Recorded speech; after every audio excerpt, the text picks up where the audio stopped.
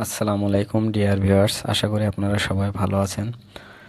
আমি আপনাদের সামনে আজকে নতুন আরেকটি ভিডিও নিয়ে উপস্থিত হয়েছি। প্রায় সময় অনেকে প্রশ্ন করে যে ভ্যাটের কাজ কিভাবে শুরু করব। যারা নতুন এই পেশায় আসতে চাচ্ছে তারা অনেকে প্রশ্ন করে যে ভাইয়া কিভাবে ভ্যাটের কাজ শুরু করব, যদি একটু গাইডলাইন দিতেন। তো এই জন্য এই ভিডিওটা আজ তৈরি করছি যে আমরা আসলে যারা বিগিনার তারা কিভাবে ভ্যাটের কাজ শুরু করতে পারি। তো আগে বলে রাখি যে আমরা কোনো বিষয় যখন শিখতে চাই সে বিষয় সম্পর্কে যদি আমাদের কিছু ধারণা থাকে, তো ওই বিষয়টা সম্পর্কে জানার আগ্রহ আমাদের অনেক বেশি বেড়ে যায়। আর যদি আমরা সে বিষয় সম্পর্কে আধারেই থাকি, যেটা বলে আধারে হাত দিয়ে কোনো কিছু খোঁজা, তো সেক্ষেত্রে দেখা যায় কিছুদিন খোঁজাখুঁজির পরে আসলে ওই বিষয়ের প্রতি আর ইন্টারেস্ট থাকে না। তো আমি মূলত এই সিরিজ ভিডিওগুলো দিচ্ছি একটাই উদ্দেশ্যে, যারা নতুন তারা যাতে উৎসাহ পায় যে আসলে আমরা কিভাবে শুরু করব, বা কিভাবে আমাদের কাজ শেখা উচিত, কিভাবে শিখলে আমরা প্রফেশনাল লেভেলে অনেক ভালো কিছু করতে পারবো, কেরিয়ারে ডেভেলপ করতে পারবো। তো সেই চিন্তাভাবনা থেকে আমি মূলত এই ভিডিওগুলো তৈরি করার চেষ্টা করছি। আজকে আমরা এই ভিডিওতে জানার চেষ্টা করব যে আমাদের কোন কোন বিষয়গুলো জানা প্রয়োজন, কোন কোন বিষয়গুলো ভ্যাটের ক্ষেত্রে খুবই গুরুত্বপূর্ণ, এবং সেগুলো আমরা কিভাবে শিখতে পারি, কিভাবে আমরা ওই বিষয়গুলো আয়ত্তে আনলে আমাদের কাজ শিখতে সুবিধা হবে এবং আমাদের ভ্যাট সম্পর্কে একটা ধারণা তৈরি হবে। তো আজকের এই সেশনটাতে মূলত আমি ভ্যাটের একবারে বেসিক লেভেলের যে বিষয়গুলো আছে, যেগুলো একজন বিগিনারের জানা প্রয়োজন, সেই সব বিষয়গুলো নিয়েই আলোচনা করব। ভ্যাটের কাজ যদি শুরু করতে হয়, আপনাকে যদি প্রশ্ন করা হয় যে আপনি কোন কাজটা আগে শিখবেন, সেক্ষেত্রে অনেকে অনেক রকম মতামত থাকতেই পারে, মতামত আসবে। কেউ বলবে যে আমি আইন আগে জানা প্রয়োজন, তারপর প্র্যাকটিক্যাল শিখব। তো আমরা আইনের সাথে প্র্যাকটিক্যাল, যদি আমি গত ভিডিওতে যেমনটা বলেছিলাম যে আগে প্র্যাকটিক্যাল তারপর আইন, তো বিষয়টা হচ্ছে যে আমি যদি আইন শুধু পড়ে যাই, আইনের বাস্তবিক প্রয়োগ যদি আমি না জানি, সেক্ষেত্রে আমার শেখাটা ফলপ্রসূ হবে না। তো আমরা যদি চেষ্টা করি যে আইনের পাশাপাশি প্র্যাকটিক্যাল বিষয়গুলো জ্ঞান অর্জন করতে, তাহলে সবচাইতে বেটার হয়। আইন জানবো, আইনের পাশাপাশি আমি প্র্যাকটিক্যাল বিষয়গুলো আগে জানার চেষ্টা করব। অনেকে দেখা যায় যে প্র্যাকটিক্যাল কাজ অনেক ভালো পারে কিন্তু আইন সম্পর্কে অতটা বেশি জানে না। তো প্র্যাকটিক্যাল কাজ করতে গেলে যখন কোনো বিষয় নিয়ে সমস্যা হয়, তখন আমরা বই খুলে দেখি যে আসলে আইনটা কী বলা আছে, বিধিতে এটা কী বলা আছে। এই জন্য আমি বলছি যে আগে আমাদের প্র্যাকটিক্যালের দিকে ফোকাস করা উচিত, বিশেষ করে যারা বিগিনারদের ক্ষেত্রে অবশ্যই প্র্যাকটিক্যাল শিখতে হবে। তো প্র্যাকটিক্যাল শেখার ক্ষেত্রে আমরা সর্বপ্রথম যে বিষয়টা শিখব সেটা হচ্ছে মূসক 6.3 কীভাবে ইস্যু করতে হয়। মূসক 6.3 আমরা ভ্যাটের ক্ষেত্রে ফার্স্ট স্টেপ হিসেবে ধরতে পারি, কারণ প্রতিটা প্রতিষ্ঠানে 6.3 ইস্যু করার পরে, 6.3 ইস্যু করার পূর্বে আরও একটি কাজ আছে, সেটা আমি একটু পরেই আপনাদের সামনে উপস্থাপন করব। তো আমি ফার্স্ট স্টেপ হিসেবে ধরতে পারি যে আমার 6.3টাই হচ্ছে আমার ভ্যাটের মূলত যে পথ চলা, সেই পথ চলাটা শুরু হয়ে যাচ্ছে 6.3 দিয়ে। তো আমরা একটা এখানে মূসক এর নাম জানলাম, সেটা হচ্ছে মূসক 6.3, যেটাকে আমরা বিক্রয় চালান হিসাবেও ধরতে পারি। মূসক 6.3 কাটার পরে আমাদের পরবর্তীতে যে বিষয়টা কাজ করতে হয় সেটা হচ্ছে মূসক 6.1। মূসক 6.1 মূলত হচ্ছে ক্রয় বহি। আমরা যেসব জিনিস র ম্যাটেরিয়াল ক্রয় করি, বা আমাদের যে ফিনিশ গুডস যে উৎপাদনগুলো হয়, সেগুলো আমাদের মূলত মূসক 6.1-এ এন্ট্রি করতে হয়। আমরা যদি ক্রয় করার পরে ওইটা 6.1-এ এন্ট্রি না করি, সেক্ষেত্রে আমাদের রেয়াত এর ক্ষেত্রে ঝামেলা হয়। তো আমরা আপাতত এতটুকুই জেনে রাখি যে 6.1 আমাদের বিক্রয় চালান, আর 6.1 হচ্ছে ক্রয় হিসাব। 6.3-র সাথে আরও একটা বিষয় সম্পর্কযুক্ত, সেটা হচ্ছে 6.2। 6.2 মূলত উৎপাদনকারী প্রতিষ্ঠানরা ব্যবহার করে থাকে। কিছু কিছু সার্ভিস প্রতিষ্ঠান আছে যারা 6.2 ব্যবহার করে থাকে।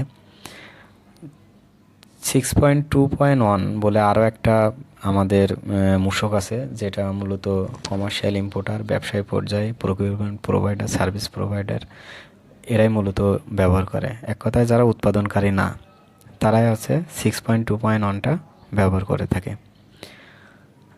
6.3-র আগে আমি যেটা বলছিলাম যে 6.3-র আগে আরও একটি গুরুত্বপূর্ণ কাজ, সেটা আছে 4.3 বা উপকরণ উৎপাদ সহ ঘোষণা, যেটার আমরা 4.3 বলে থাকি। পূর্বের আইনে এটার নাম ছিল মূল্য ঘোষণা।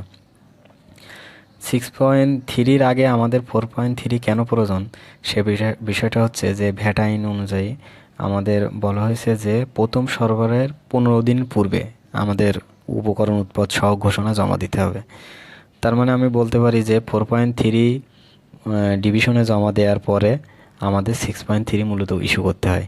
তো আমি আপনাদের সহজে বোঝার জন্য বললাম যে আমাদের 6.3 দিয়ে ভ্যাটের কাজ মূলত শুরু হয়, কারণ 6.3-র সাথে আমাদের 9.1 ওতপ্রোতভাবে জড়িত। 4.3টা 9.1-এর সাথে সম্পর্কযুক্ত না, এই জন্য সম্পর্কযুক্ত, বাট প্র্যাকটিক্যালের দিক থেকে আমরা যদি বিবেচনা করি সেক্ষেত্রে আমি বলতে পারি যে 4.3টা আমরা আলাদাভাবে দেখতে পারি। তো 4.3 মূলত আমাদের 6.3-র সাথে জড়িত। আমাদের যে রেয়াত, সে রেয়াতের সাথেও আমাদের 4.3 জড়িত। 4.3টা এক প্রকার একটা আমরা জাল বলতে পারি, যেটা সর্বক্ষেত্রে বিস্তৃত। 4.3-র পরে আমরা 3টা মূসক সম্পর্কে জানলাম, 4টা মূসক সম্পর্কে: মূসক 6.3, মূসক 6.1, মূসক 6.2, মূসক 6.2.1 এবং 4.3। আমাদের আরও একটি গুরুত্বপূর্ণ বিষয় ভ্যাট আইনের, সেটা হচ্ছে মূসক 6.6, যেটা মূলত উৎস করকর্তন ফর্ম হিসাবে আমরা বলে থাকি এটা। মূসক 6.6 খুবই গুরুত্বপূর্ণ একটি বিষয়, ভ্যাটের একটা ভাইটাল রোল প্লে করে এই 6.6 বা উৎস করকর্তন। আমরা যখন প্র্যাকটিক্যালি এই বিষয়গুলো আলোচনা করব তখন ইন ডিটেলস আমরা আলোচনা করব এসব বিষয়গুলো প্র্যাকটিক্যালি। আমাদের আরও একটি মূসক আছে, মূসক 6.4। মূসক 6.4 মূলত ব্যবহার করা হয় চুক্তিভিত্তিক উৎপাদনের ক্ষেত্রে। মূসক 6.4 ব্যবহার করা হয়। চুক্তিভিত্তিক উৎপাদনটা হচ্ছে যে আমরা অনেক সময় নিজেরা উৎপাদন করি এবং আমাদের যদি অনেক বড় অর্ডার থাকে, সেক্ষেত্রে আমরা থার্ড পার্টি দিয়েও কাজটা করাইতে পারি। সেক্ষেত্রে আমাদের পণ্য এক জায়গা থেকে আর এক জায়গায়, মানে আমাদের যদি ম্যানুফ্যাকচারার যে প্রতিষ্ঠান, সেখান থেকে যদি আমরা ওই থার্ড পার্টির কাছে পৌঁছাতে যাই, তো আমাদের ভ্যাট চালান ইস্যু ছাড়া তো মালামাল বাহির করা নিষেধ। সেক্ষেত্রে আমরা মূসক 6.4টা ইস্যু করি, যে চুক্তিভিত্তিক উৎপাদনের ক্ষেত্রে প্রমাণক দলিল হিসাবে এটা কাজ করে। আরেকটা মূসক হচ্ছে মূসক 6.5।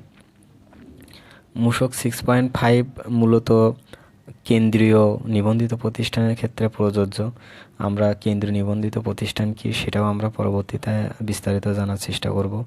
তো কেন্দ্রীয় নিবন্ধিত প্রতিষ্ঠানের সেই সব প্রতিষ্ঠান কেন্দ্রীয় নিবন্ধিত প্রতিষ্ঠান হয় যাদের অনেকগুলো ইউনিট থাকে, অনেকগুলো ডিপো থাকে, যারা পণ্যগুলো বিভিন্ন জায়গায় রেখে বিক্রি করে। তো 6.5 মূলত কেন্দ্রীয় ইউনিট থেকে বিভিন্ন ইউনিট বা ডিপোতে মালামাল পরিবহনের ক্ষেত্রে 6.5 ইস্যু করা হয়।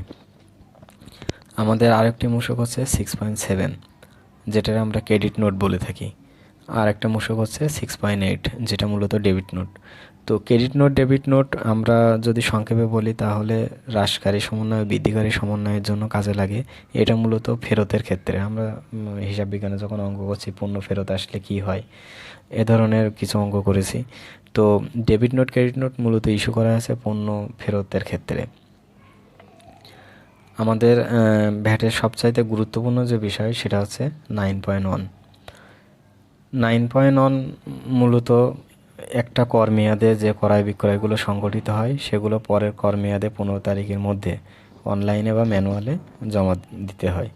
আমাদের আগে যে মূসক ফর্মগুলো আলোচনা করে আসছি, সবচাইতে আমাদের গুরুত্বপূর্ণ হচ্ছে 9.1, এবং এটা অনেক কঠিন এবং জটিল কাজ। একটা কোম্পানির যে হিসাব কিতাব স্বচ্ছ, সেটা আমাদের 9.1 প্রমাণ করে।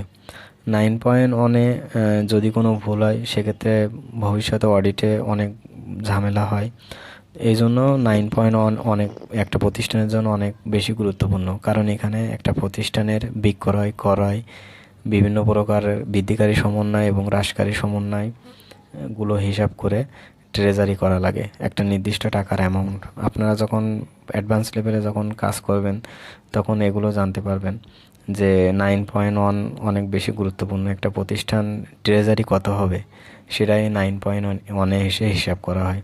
প্রাথমিকভাবে আমাদের অতটা বেশি হয়তো বা হ্যাসেল পোহাতে হয় না। তো 9.1টা অনেক জটিল বিষয়, এটা শিখতে খুব বেশি সময় লাগে না। তারপরেও দেখা যায় প্রফেশনাল লেভেলে যারা আছে, এক্সিকিউটিভ অফিসার জুনিয়র এক্সিকিউটিভ লেভেলে যারা কাজ করে, তারা 9.1 অত দ্রুত শিখতে পারে না। প্রাথমিকভাবে 6.3, 6.1, 6.2, 6.2.1 এইগুলোর ভিতরে সীমাবদ্ধ থাকে। তো আমার এই ট্রেনিং বলবো না, এটা আমার এই সেশনগুলো মূলত উদ্দেশ্য হচ্ছে যারা নতুন তারা কিভাবে শুরু করবে এবং তারা নিজেদেরকে কেরিয়ারটাকে কিভাবে ডেভেলপ করবে, এই জন্যই মূলত আমার এই ক্ষুদ্র প্রয়াস আপনাদের জন্য। আমরা গত ভিডিওতে জেনেছিলাম যে ভ্যাট আইন 2012 সালের, ভ্যাট বিধি 2016 সালের। নতুন বিষয়টা আমরা আইনের ভিতরে যেহেতু যাচ্ছে, তার আগে আমি আর একটা বিষয় ক্লিয়ার করে নেই যে আমরা তাহলে আজকে কয়েকটা মূসক ফর্ম সম্পর্কে জানলাম।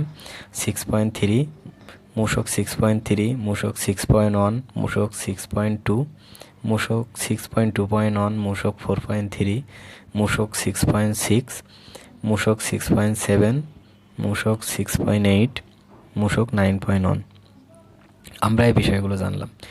তো আমি নেক্সট সেশনে চেষ্টা করব যে ভ্যাটের হার, আমরা এই প্র্যাকটিক্যাল বিষয়গুলো আলোচনা করার আগে আরও কিছু বিষয়ে আলোচনা করব ইনশাল্লাহ। তো আমি যে বিষয়টা বলতে চাচ্ছিলাম যে আমাদের ভ্যাট আইন, আমাদের প্র্যাকটিক্যালের পাশাপাশি আমাদের আইন সম্পর্কেও জানা প্রয়োজন। আমি যেটা বলছিলাম যে আমরা আইন প্লাস প্র্যাকটিক্যাল দুইটা একসাথেই জানার চেষ্টা করব। সেই হিসাবে আমি আজকে এই ভিডিওতে আইনের কয়েকটা বিষয় উপস্থাপন করব। যে আমরা জানি যে আমাদের ভ্যাট আইন 2012 সালের, যেটা কার্যকর হয় জুলাই 2019। তো আমাদের ভ্যাট আইনে ধারা আছে কয়টি? আমাদের ভ্যাট আইনে ধারা আছে 139টি, আর বিধি রয়েছে আমাদের 119টি। আমাদের আইন ও বিধির সাথে আরও কিছু বিষয় জানতে হবে এবং নিজেদেরকে আপডেট রাখতে হবে সব সময়ের জন্য। ভ্যাটের বিষয় মানে এই না যে আমি শিখে রাখছি এটা বহু বছর ধরে চলবে, বিষয়টা কিন্তু এমন না। ভ্যাটের বিষয়টা হচ্ছে প্রতিনিয়ত পরিবর্তনশীল। সামনে বাজেট আসছে, বাজেটের পরপরই আমরা যেটা বলি জুলাই মাস থেকে ভ্যাটের অনেক পরিবর্তন আসবে। তো আমরা যদি এই পরিবর্তনগুলোর সাথে নিজেদেরকে আপডেট না করতে পারি তাহলে আমরা বিপদে পড়ে যাব। এই জন্য আমাদের প্র্যাকটিক্যাল কাজ জানতে হবে, আইন জানতে হবে, প্লাস যে পরিবর্তনগুলো আসছে সে পরিবর্তনগুলো আমাদের জানার চেষ্টা করতে হবে। সারা বছরই দেখা যায় বিভিন্ন ধরনের পরিবর্তন নিয়ে বিভিন্ন প্রজ্ঞাপন জারি হয়। তো এসব বিষয়গুলো সম্পর্কে আমাদের আপডেট থাকতে হবে। আমাদের আইন ও বিধির সাথে যেসব বিষয়গুলো আরও জানা প্রয়োজন সেটা হচ্ছে এসআরও, সাধারণ আদেশ, বিশেষ আদেশ, ব্যাখ্যাপত্র। এই কয়েকটি বিষয় অনেক গুরুত্বপূর্ণ। ভ্যাট বিষয়ে আমরা যদি অভিজ্ঞতা অর্জন করতে চাইতে হয় তাহলে আমি সাজেস্ট করব অবশ্যই এসআরও, সাধারণ আদেশ, বিশেষ আদেশ, ব্যাখ্যাপত্র। এগুলো আপনারা বইতেও পাবেন, প্লাস এনবিআর যে ওয়েবসাইট আছে ওয়েবসাইটেও পাওয়া যাবে। এগুলো সম্পর্কে আপডেট হতে হবে। আর সবচাইতে বড় বিষয় হচ্ছে আমরা যদি পূর্বের এসআরওগুলো যদি পড়ি তাহলে আমরা জানতে পারবো যে পূর্বে এই বিষয়টা কী ছিল। এগুলো অ্যামেন্ড হয়, যে যেমন আমরা গত অর্থ বছরে যে এসআরওটা পড়ছি এই অর্থ বছরে এসে ও এসআরওটা আরও আপডেট হয়েছে।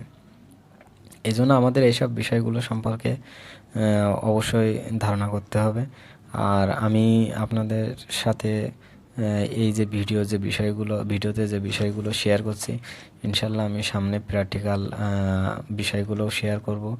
প্রথমত শুরু করছি, হয়তোবা কথায় অনেক জড়তা আছে, আপনারা অবশ্যই ক্ষমা সুন্দর দৃষ্টিতে দেখবেন এবং আমার সাথেই থাকবেন নিজেদের কেরিয়ারকে ডেভেলপ করার জন্য, নিজের জ্ঞানের সমৃদ্ধতাকে বৃদ্ধি করার জন্য অবশ্যই আমাদের সাথে থাকবেন।